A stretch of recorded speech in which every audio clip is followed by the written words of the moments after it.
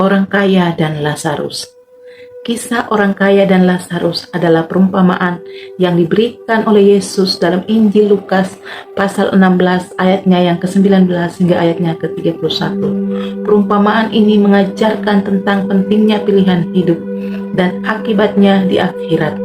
Mari kita lihat perumpamaan ini dengan lebih mendalam.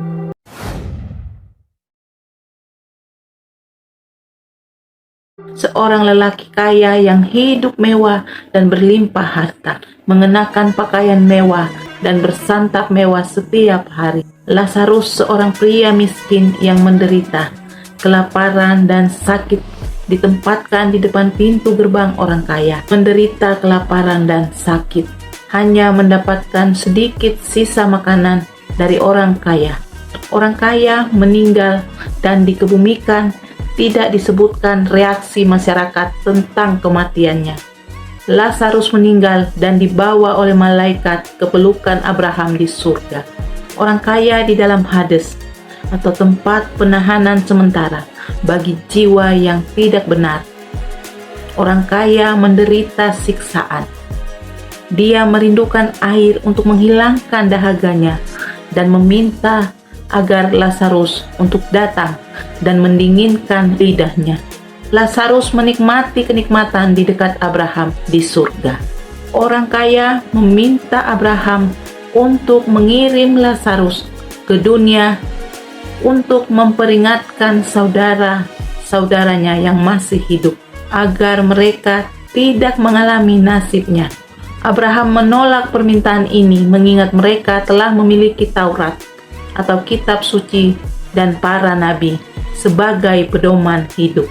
Perumpamaan ini menyoroti perbedaan hidup di dunia dan akhirat. Pilihan hidup dan sikap terhadap orang miskin dan menderita sangat penting. Keputusan hidup di dunia mempengaruhi nasib kita di akhirat kelak.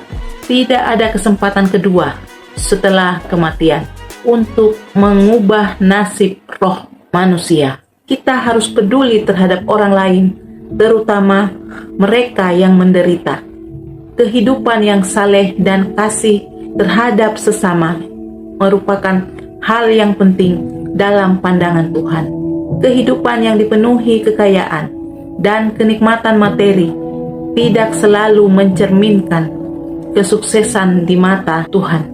Perumpamaan ini mengajarkan tentang pentingnya memilih jalur kehidupan yang benar dan penuh kasih terhadap sesama.